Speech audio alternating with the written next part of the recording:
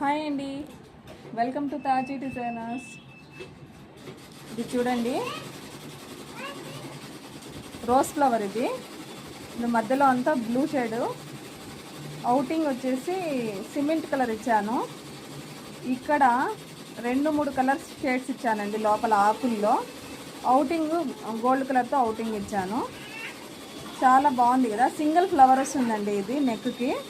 Back నెక్కి ఒకటే flower వస్తుంది, ఫ్రంట్ నెక్కి ఒక ఫ్లవర్ వస్తుంది, హ్యాండ్స్కి కూడా ఒకటి, ఈ పక్క ఒకటి ఆ పక్క ఒకటి. చూడండి, అట్లనే వేసాను నేను.